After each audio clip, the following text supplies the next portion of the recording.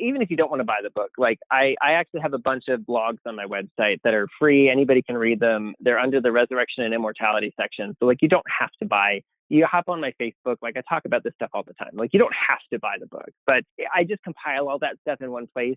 So it makes it straightforward and in an organized fashion for you. But one of the easy things that we can look at, right? I have an entire chapter on the concept of communion. Jesus died, and then he gave us a single ritual. In all of everything he did, he gave us one ritual, right? In the Old Testament, they had all these sacrifices and rituals, this, that, and the other. The occult is all kinds of ritual blood sacrifice, right? That's the whole occult is all about ritual sacrifices and ritual this, that, and the other. Jesus gave us one. And that single one ritual was, take, eat, this is my body which has been given for you. This is my blood. He gave us this thing that you take his body and blood, and when you do that, you receive life. Because his body was broken so you could be made whole. And his blood was shed for the same reason, so you could be set free, so you could be made whole, right? His blood was shed to purchase your sin and to give you righteousness. So that when we take communion, we're actually connecting with the life of Christ. And we can put our faith towards that in this moment when I'm taking communion, as I receive the body, I'm actually receiving the life of heaven in my body, and my body's being healed, rejuvenated, and restored. As I drink the cup, right, I'm receiving this physical object that's a manifestation or representation, or however somebody believes it, whatever, transubstantiation or not. Like, I don't care where somebody sits on that. Like, the point is, however you believe communion is, there's something we're doing in this act of communion where we're connecting with, in faith, the power of Jesus Christ to save, heal, deliver, and set us free from all sin and death. So that's a practical thing you can do. Take communion, and in that communion, engage your faith for living forever, right? Engage your faith to have your body, let's get practical. And imagine living forever is like way too big of a subject. Pick problems in your body that you expect to have restored. Pick organs you want healed. If you've got skin things going on, pick that God's restoring your skin. The Bible says that, he's coming for a bride without spot or blemish or wrinkle, right? Pick that as you're in communion, that the wrinkles, the spots, the blemishes are going away. As you see those things getting healed, pick something else. Like, start to set your faith at a higher level while you're taking communion and watch God come through. Something else we all need to do, actually, is we need to change our words. This is a huge one.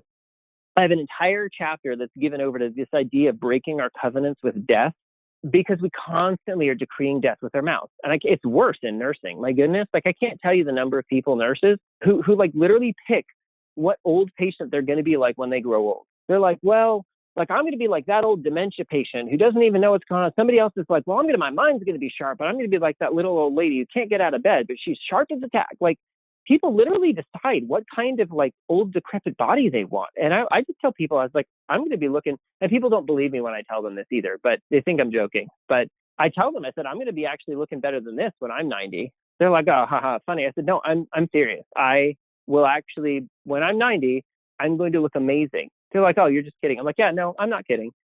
I don't believe in death, so I'm going to skip it. People still think I'm kidding. They don't believe me. But we have to start choosing our words, because the Bible says, like I said earlier, Proverbs tells us that life and death, the power of life and death is in our tongue, and those who love it will eat of its fruit. The Bible tells us that what we put out, we're going to get back. What we sow, we're going to reap. A good measure, pressed down, shaken together, will run into your lap. So if I want a good measure, pressed down, shaken together of life, then I need to start decreeing life and stop decreeing death. Stop making wedding vows, or even redo your wedding vows to remove until death do us part. Stop having a bucket list, because the idea is you're kicking the bucket. It's predicated on death. Michael, I got to jump in. We have to change. It's so important you just said that. I put together a list for myself, and I refuse to call it the bucket list for that reason. It's so funny you say that. I call it the fib list, the fill in the blanks. All the things that were missing that I need to do, my fib list. It's so funny you said that, because I will not call it a bucket list. Sorry to interrupt. Please continue. But no, don't be sorry. That's exactly the point, though. Like that's the whole thing, is you're understanding instinctually the same thing. Like, we are decreeing death over ourselves, and then we're wondering why it's happening. Like, all of the different ways. I can't even think of some of the other ones. Oh, this food is to die for, right? That's another one. Really? You're killing me, Smalls. You're not sure that... Exactly. All of these different things. Like, are you not planning on making it to the end of your meal? There's all these different ways in which we choose death-giving confessions, really. And it negates this belief that we're having. So we have to choose to believe in life, and then practically speaking, we have to verbalize that. We have to verbalize life and the things that we say and do. And honestly, it takes some effort, right? It takes changing the way we think to start choosing a new way of saying things. But when we get conscious about doing it, it makes it easier. We catch ourselves. And then we can even say something, and then we can negate what we say. So practically, right? Practical thing. The first thing we say is, let's say, when I die, then we have to be like, wait, I reject the idea that I'm going to die if I die. Sometimes that's a big step for people, if I die. Or you could, however, the point is you need to consciously shift your statements. And when you speak death over yourself, in that moment, reject that statement, like break agreement with the curse you just cursed yourself with. The Bible says an undeserved curse won't come to light. But if you're busy cursing yourself, you're deserving every minute of it. You're literally placing it on yourself of your own free will. You're going to get the thing you just purchased for yourself.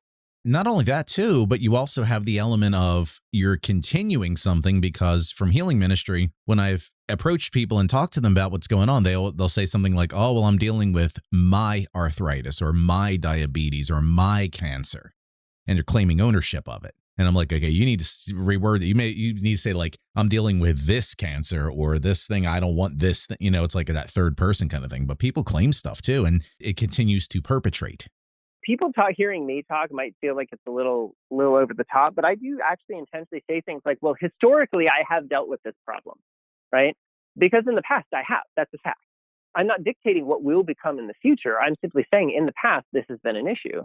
That's true. If I get healed of something right in this moment, it's not going to change that 3 days ago it was an issue. So in the past, it was a problem. It's not dictating what my future will become. Faith is going to dictate what my future will become. Thank you for listening to this excerpt from the Dominion Fire 360 podcast. Find the full version of this recording, as well as all of our other episodes on iTunes, Spotify, TuneIn Radio, Amazon, and more. Visit our website at www.dominionfire.com. and join the discussion on Telegram in the channel Dominion Fire HQ. Thanks for listening, and boom goes Yeshua.